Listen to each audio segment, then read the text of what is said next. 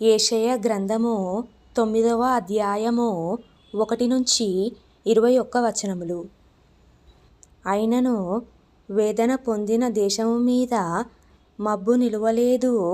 పూర్వకాలమున ఆయన జెబూలూను దేశమును నఫ్తాలి దేశమును అవమానపరచెను.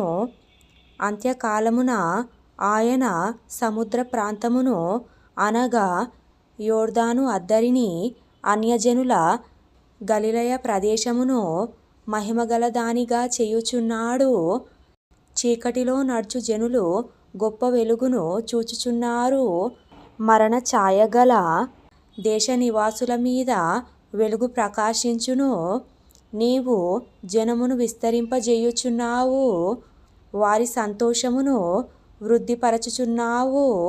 కోతకాలమున మనుష్యులు సంతోషించునట్లు, దోపుడు సొమ్ము పంచుకొనువారు సంతోషించునట్లు వారు నీ సన్నిధిని సంతోషించుచున్నారు.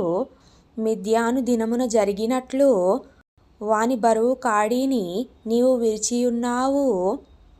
వాని మెడను కట్టుకర్రను వాని తోలువాని కొరడాలను విరిచియున్నావు. యుద్ధపు సందడి చేయు యోధులందరి జోళ్ళును, రక్తములో పొర్లింపబడిన వస్త్రములను అగ్నిలో వేయబడి దహింపబడును. ఏలయనగా మనకు శిశువు పుట్టెను, మనకు కుమారుడు అనుగ్రహింపబడెను. ఆయన భుజము మీద రాజ్యభారముండును. ఆశ్చర్యకరుడు, ఆలోచనకర్త, బలవంతుడైన దేవుడు, నిత్యుడగు తండ్రి, సమాధానకర్తయగు అధిపతి అని అతనికి పేరు పెట్టబడును. ఇది మొదలుకొని మితి లేకుండా దానికి వృద్ధియు క్షేమమును కలుగునట్లు సర్వకాలము దావీదు సింహాసనమును రాజ్యమును నియమించును. న్యాయము వలనను నీతి వలనను రాజ్యమును స్థిరపరచుటకు అతడు సింహాసనాసీనుడై రాజ్య పరిపాలన చేయును. సైన్యములకు అధిపతియగు యెహోవా ఆసక్తి కలిగి దీనిని నెరవేర్చును. ప్రభువు యాకోబు విషయమై వర్తమానము పంపగా అది ఇశ్రాయేలు వరకు దిగివచ్చియున్నది. అది ఎఫ్రాయిముకును షోమ్రోను నివాసులకును ప్రజలకందరికీ తెలియవలసియున్నది. వారు ఇటికలతో కట్టినది పడిపోయెను, చెక్కిన రాళ్లతో కట్టుదము రండి. రావి కర్రతో కట్టినది నరకబడెను, వాటికి మారుగా దేవదారు కర్రను వేయుదము రండని అతిశయపడి గర్వముతో చెప్పుకొనుచున్నారు.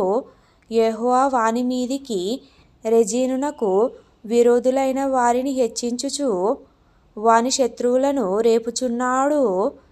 తూర్పున సిరియయు పడమట ఫిలిష్తీయులను నోరు తెరచి ఇశ్రాయేలును మ్రింగివేయవలెనని ఉన్నారు.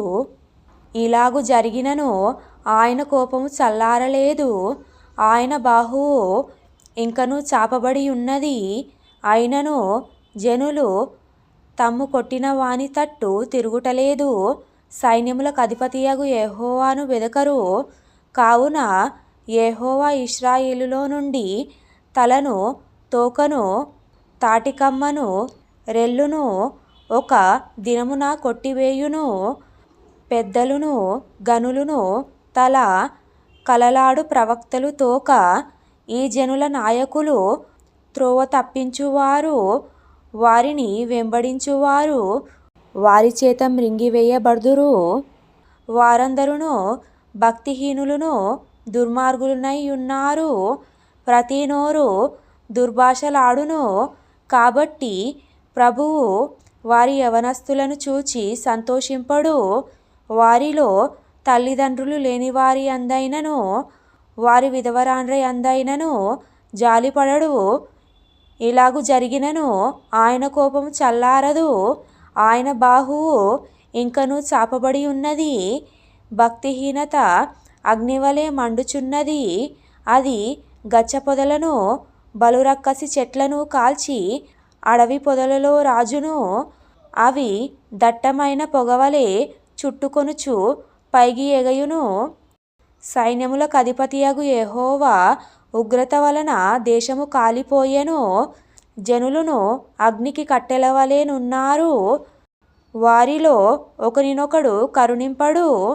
కుడి ప్రక్కన ఉన్నదాన్ని పట్టుకొందురు గాని ఇంకను ఆకలిగొనియుందురు. ఎడమ ప్రక్కన ఉన్నదాన్ని భక్షించుదురు గాని ఇంకను తృప్తి పొందకయుందురు. వారిలో ప్రతివాడు తన బాహువును భక్షించును. మనష్షే ఎఫ్రాయిమును, ఎఫ్రాయిము మనష్షేను భక్షించును. వీరిద్దరూ ఏకీభవించి యూదా మీద పడుదురు. ఇలాగున జరిగినను ఆయన కోపము చల్లారలేదు. ఆయన బాహువు ఇంకనూ చాపబడి ఉన్నది.